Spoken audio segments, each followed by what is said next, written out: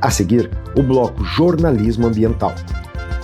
Muito bem, voltamos então para o bloco Jornalismo Ambiental do Mesa Verde, que está sendo transmitido hoje aqui da Confeitaria Maranguelo, ao lado da Feira de Agricultores e Ecologistas, que vocês enxergam por trás aqui na janela. Hoje que estava um dia marcando chuva e a gente sempre opta por fazer aqui na Maranguelo, na confeitaria, que nós somos muito bem recebidos e a qual nós agradecemos também pela acolhida sempre muito gentil aqui.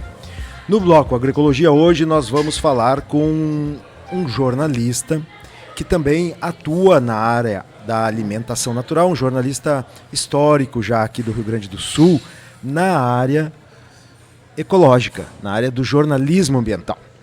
O Juarez Tosi, nosso convidado, ele é especializado em meio ambiente e alimentação saudável, um dos fundadores do Núcleo de Ecojornalistas do Rio Grande do Sul e da Ecoagência de Notícias Ambientais. Então, ele também atua atualmente, vai nos explicar melhor aqui na área da alimentação saudável, tem empreendimento aqui em Porto Alegre, né, tem comércio e está hoje conosco para falar sobre esses assuntos. Vamos juntar tudo isso numa pauta só. Bem-vindo, Juarez. Obrigado, à disposição. Maravilha. Juarez, conta para nós um pouquinho, assim, eu sei que muito do nosso público aqui já te conhece, né? Mas conta um pouquinho para nós, assim, pensando naquelas pessoas que veem o nosso podcast, inclusive em outros estados que estão chegando, que vão chegar mais no futuro, né? O vídeo fica sempre à disposição. Fala um pouquinho para nós do teu início na área do jornalismo ambiental. Eu sou jornalista, me formei em 1980 na FAMEC da PUC e em seguida eu já comecei a trabalhar na área de jornalismo, né? E eu fazia reportagens gerais, né? E de repente, quando eu estava na Zero Hora, eu entrei em 82, se eu não me engano, na Zero Hora, jornal Zero Hora, e eu comecei a notar que havia uma demanda grande nessa questão ambiental. Na época, o milandês deve lembrar bem, era o auge das notícias, era a questão da camada de ozônio, né? As pessoas estavam apavoradas porque se abria principalmente aqui na região da Antártida, durante um período do ano, se não me engano era no começo do ano, um espaço na camada de ozônio em função dos clorofluorcarbonos, né? E nós começamos aqui no Sul a ter alta incidência de câncer de pele, né? CFC, né? Segue até hoje. Exato, né? Eles acabaram depois banindo desodorantes, refrigeradores, né? E foi interessante, foi uma mobilização mundial praticamente, né? Foi a primeira grande mobilização, eu acho, ambiental assim, que houve em função de um agente que prejudicava a saúde humana, do planeta em geral, das plantas, tudo. E na época eu notava que havia uma demanda grande nessa área e não havia ninguém disposto a trabalhar nisso. Aí eu comecei a puxar lá dentro do jornal as pautas de meio ambiente para mim, né? E naturalmente elas começaram a vir, eu comecei a estudar um pouco mais, me dedicar nessa área, e eu praticamente, quando saí em 89, saí da Zero Hora, praticamente fazia quase só notícias da área ambiental. Tanto é que depois, um dia eu voltei lá, aí eu fui para o Ministério Público Federal, que me convidaram para chefiar a assessoria de comunicação, e um dia eu voltei na Zero Hora para fazer os contatos e eu me lembro que o editor, na época era repórter ainda, depois virou um dos diretores do jornal, Marcelo Reck, ele me falou assim, essa área que tu cobrias ainda está aberta aqui porque ninguém mais se dispôs a se dedicar a isso, né? Então foi ali que começou a nossa luta assim, na defesa do meio ambiente. Legal.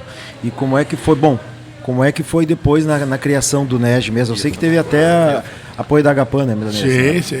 Estava lá 90, no grau. Estava marcado para 1992 a Rio 92, né? E que ia ser em 72 já havia ocorrido em Estocolmo, na Suécia, né? Uma primeira grande conferência de meio ambiente, tiraram várias resoluções e precisavam implementar. Aí marcaram para o Rio em 92, 20 anos após, a Rio 92. E aí a FENAGE, a Federação Nacional de Jornalistas, organizou um evento nacional em Brasília, com jornalistas do Brasil, todo o país, e me convidaram aqui, eram 3 pessoas aqui do Rio Grande do Sul, para participar do evento, né? E lá, durante discussões, nós resolvemos criar grupos nos estados, né, que depois originou aqui no Rio Grande do Sul o Núcleo de Ecojornalistas do Rio Grande do Sul, para debater a preparação dos jornalistas para Rio 92. Perfeito. E em 1990 a gente criou então o Núcleo de Ecojornalistas, uma reunião no Sindicato de Jornalistas, né? Foi com uma palestra, foi da Agapan, não sei se foi o Milanês ou foi, não, eu acho que foi o Celso Marques, se não me engano. Alguém da Agapan e da UPAN, que foi o Aveline lá de São Leopoldo, né? De Novo Hamburgo, acho que é. E aí a gente fez São Leopoldo. A gente fez o evento e a partir dali a gente, com os jornalistas que estavam presentes, a gente fez uma ata e resolveu criar o Núcleo de Ecojornalistas. E a partir dali a gente fez muitas coisas assim nessa área do meio ambiente para jornalistas. Depois até pode escrever algumas das coisas. Alguma coisa eu acompanhei. Eu me lembro inclusive de uma o Everton momento... à parte, eu me lembro que o Everton participou de reuniões nossas. É verdade. E eu me lembro de uma vez que o tiraram do ar, né, o site da Ecoagência, assim, estava incomodando um pouquinho. Né? O jornalismo ambiental, eu imagino que puro, como era feito, assim, ele deve incomodar bastante. Porque a gente já falou aqui um pouco, a professora Ilza Girardi, ela coordena, né, o núcleo lá o grupo de jornalismo ambiental, de pesquisa ambiental lá da URGS, e tem a questão dos pressupostos do jornalismo, e o engajamento é um desses pressupostos, né? Então eu imagino que isso deva incomodar muito. Mas, Juarez, em função do nosso tempo, eu já queria pular para, antes de falar da questão da alimentação, eu queria pular para te perguntar qual é a tua visão atualmente da atuação do nosso jornalismo em relação às pautas ambientais. Assim, ó, não é essa a minha visão. A visão do núcleo, basicamente, é que a cobertura é muito débil, né? Eu vou pegar o caso das enchentes que ocorreram aqui no Rio Grande do Sul, que não houve preparação nenhuma, sabia-se que uma hora ou outra aconteceria isso, né? Porque já tinha ocorrido em 42, se não me engano, 41, e se sabia que havia a possibilidade, os cientistas já alertavam, a questão das mudanças climáticas já estavam sendo bastante discutidas agora no começo dessa década, e a gente não vê uma ação do jornalismo nessa área. E tanto é que passaram as enchentes, foram em 24, né? O que houve depois disso, né? Agora, quando se começa a falar de novo do Super El Niño, aí volta a mobilização. Mas as coisas assim ocorrem sempre em cima do fato. Né? E a nossa grande crítica é essa, né? E aí com baixa qualidade, né, Juarez? Porque como é de improviso... Horrível, a qualidade é horrível. E ali entra uma outra questão que o Everton estava falando agora desse grupo de pesquisas que está sendo que se formou lá na URGS, coordenada pela professora Ilza Girardi, professora doutora Ilza Girardi, e de vários outros colegas nossos que participam, né, que está tentando voltar a abrir essa discussão. Inclusive tem um grupo que discute as mudanças climáticas dentro do grupo de pesquisas. Né. Perfeito, exatamente. Eu participo, inclusive, desse grupo de pesquisa da Ilza, que ele atualmente também é coordenado pela professora Heloísa Luzzi, né? Isso. Ela, na verdade, coordena o Observatório do Jornalismo Ambiental, isso, que é um projeto de extensão que analisa semanalmente as notícias e os enfoques dessas notícias em relação a alguns temas ambientais. É muito interessante da gente... A Heloísa é uma jovem que surgiu também nessa questão da conscientização desse trabalho que está sendo feito na URGS, né, na cadeira de jornalismo ambiental, que é uma cadeira pioneira no Brasil, coordenada pela professora Ilza, e também surgiu a partir do núcleo de ecojornalistas dessa cadeira. Bom, gente, mas teríamos muito assunto para falar sobre essa questão do jornalismo e inclusive a gente tem que trazer mais esse bloco aqui, porque ele é fundamental, gente. Ele é assim, ó, dentro da discussão do processo, falar sobre o jornalismo, inclusive trazendo críticas ao jornalismo, críticas positivas. Claro. Né? E o Juarez tem que voltar, porque, como tu disseste, ele é histórico. Chamou de dinossauro, né? Mas tudo bem. Toma. Mas o assunto não era eu nesse momento. Agora, mas tu puxou. Agora eu entrei. Mas é isso aí, tem muito assunto, é uma história muito bonita. Temos que falar um dia da rede sul-americana de jornalismo ambiental isso, também. Que foi criada a participei partir aqui também na do URG. encontro do núcleo na URG. Isso, Juarez, e tu migraste, ou não sei, quando é que tu começaste com a questão de te envolver com a questão da alimentação natural? Uma coisa leva a outra. Eu participo há muito tempo da feira orgânica, eu não sou do fundador, não participei lá do começo aqui, né, da feira aqui da José Bonifácio, mas desde o tempo da colmeia, eu comecei a participar, né, e as coisas vão se encaixando, né? A partir dali a gente começa a procurar os produtos orgânicos, né? A gente vai mudando a alimentação, e a minha esposa, a Márcia, ela é farmacêutica, e ela estava assim exausta já trabalhando nessa área, porque o que é a farmácia? A farmácia, ela busca, em vez de prevenir, tapar os sintomas. Tratar os sintomas, né? E a Márcia, ela nunca gostou disso, né? Mesmo sendo farmacêutica. E aí um dia a gente resolveu assim, então vamos fazer um trabalho de prevenção. E isso foi lá em 2000, lá começando nos anos 2000. A gente resolveu, então, vamos fazer um trabalho de prevenção, e vamos trabalhar, então, a gente resolveu criar uma loja que trabalhasse com produtos orgânicos, produtos saudáveis, né, que é a loja Grão Natural, né? A loja está completando agora 20 anos, este ano. Na Benjamin. Nós temos uma na Benjamin Constante, uma aqui na Felipe Camarão, no finalzinho da primeira quadra, Felipe Camarão, aqui no bairro Bonfim. Tem site e redes sociais também? Sim, Grão Natural. Grão Natural. Grão Natural a gente é bem ativo, a gente tem bastante coisa, a gente está sempre publicando. Né? E o que o pessoal que vai lá procura mais, assim?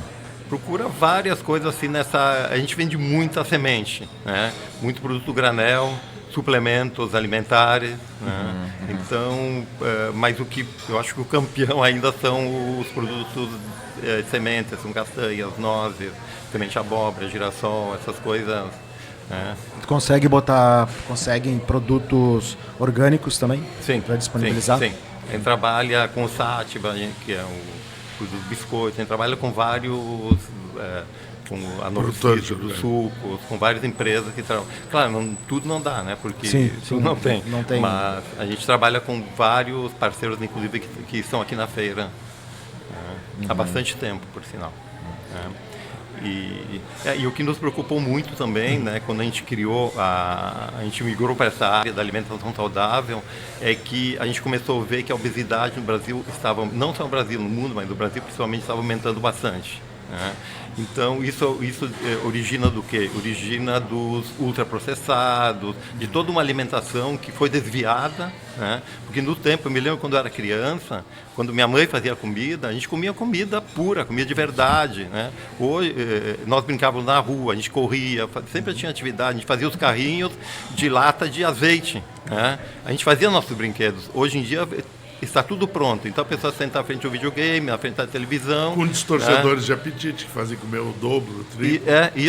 Então eles estimulam cada vez mais que tu coma essas porcarias, que são os ultraprocessados.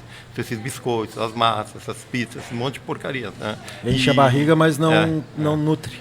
Inclusive, uma coisa que me chamou muita atenção, né, eu até trouxe aqui, no Atlas da Obesidade Infantil no Brasil, do Ministério da Saúde, feito em 2019, agora está muito pior. Né? Mostrou, assim, fizeram uma pesquisa com 77 mil crianças, 18,9% estavam com excesso de peso. Né? Quer dizer, é um índice, 20% praticamente, entre obesos, com obesidade e com sobrepeso. Né? Então é uma coisa assim absurda, né? Crianças, vem crescendo, se tu olhasse na década de 60, 70, praticamente não via criança obesa. Hoje, e tem aquela história, a velha história, que se usa, ele é gordinho, é bonitinho, é saudável, assim, não, até podia ser antigamente, hoje não. Mas ainda assim era um gordinho mais fortinho mesmo, de fato. Hoje era se outro, desdobra em diabetes tipo 2, que era chamada senil, e agora não dá para chamar mais de senil, porque as crianças já têm, né? Então é uma vergonha, teve que mudar o nome da diabetes, porque... Chegou até nas crianças. Chegou, infelizmente, isso eu falo das crianças, fora os adultos, né? Que mais da metade da população brasileira hoje está com excesso de peso. Né? Então, é uma coisa que nos preocupa muito, né? E é necessário mudar isso, né? E tu vai mudar como? Tu vai mudar com comida de verdade. Isso aí. Né? Como os nutricionistas dizem muito, a comida tu tem que descascar. Não tem que comprar no supermercado, tem que descascar. Né? Essa é a comida. É verdade. Bom, e a gente percebe então que esses dois momentos de atuação do Juarez, a questão ambiental que é ligada, né, Milanese, de uma forma geral Inseparável. é inseparável. Né? E mesmo no jornalismo que se preocupa com a questão ambiental, não é só o jornalismo em si. Né? É a realidade dos fatos, é a comunidade, é a cidadania. Isso que precisa... Quando a Agapan surgiu em 71, a primeira coisa que se discutia lá dentro era o que nós vamos comer, porque a gente estava lutando contra os agrotóxicos, lutando contra a poluição e comendo, e não existia orgânico. Então começou a rachar, alguns tinham no pátio, levavam para reunião, excedente da horta, até que se gerou a Colmeia, inclusive na sede da Agapan, a primeira... Eu me lembro, né? Eu sou de 71, na verdade, do ano da Agapan, mas ainda na minha infância eu me lembro de comer exatamente assim. Era arroz, feijão, pedaço de carne, alface, coisas plantadas inclusive em horta, porque a gente tinha o privilégio de ter pátio, né? Mas os ultraprocessados, eles começaram a entrar durante a minha infância. E é incrível que eles sempre botam nas gôndolas na altura do olho da criança, né?